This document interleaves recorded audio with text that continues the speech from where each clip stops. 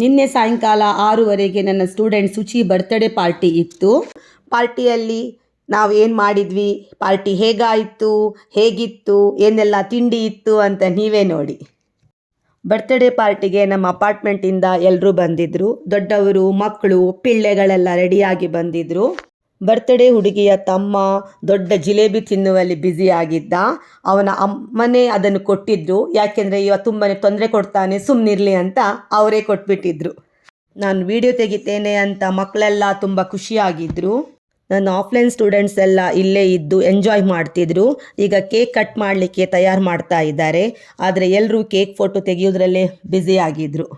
ಇವತ್ತು 2 ಕಡೆ birthday party ಇತ್ತು, ಹಾಗಾಗಿ ಮಕ್ಕಳಿಗೆಲ್ಲ double bumper cake.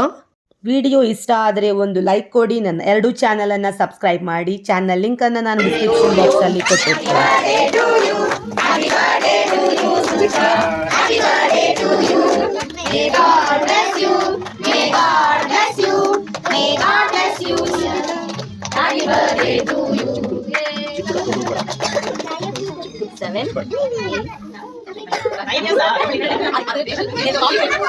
Cake cut ಮಾಡಿ ಎಲ್ರಿಗೂ ಕೇಕ್ ಅನ್ನು ತಿನ್ನಿಸಿ 1 ರೌಂಡ್ ಫೋಟೋ ಸೆಷನ್ ಕೂಡ ಆಯಿತು.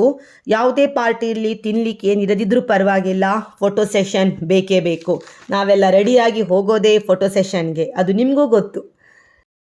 ಗ್ರೂಪ್ ಫೋಟೋ, ಸೆಲ್ಫಿ ಎಲ್ಲ ತೆಗೆದು ಬ್ಯಾಟಿಂಗ್ ಮಾಡ್ಲಿಕ್ಕೆ ಹೋದ್ವಿ. ಎಲ್ಲರೂ ಬ್ಯಾಟಿಂಗ್ ಮಾಡಿ ಇನ್ನೊಂದು ಬರ್ತ್ಡೇ ಪಾರ್ಟಿಗೆ ಹೋದರು. ನಾನು ಕೂಡ ಇಲ್ಲಿ ಬ್ಯಾಟಿಂಗ್ ಮಾಡಿ ಇನ್ನೊಂದು ಬರ್ತ್ಡೇ ಪಾರ್ಟಿಗೆ ಹೋಗಿ ಅಲ್ಲೂ ಬ್ಯಾಟಿಂಗ್ ಮಾಡಿ ಮನೆಗೆ ಬಂದೆ.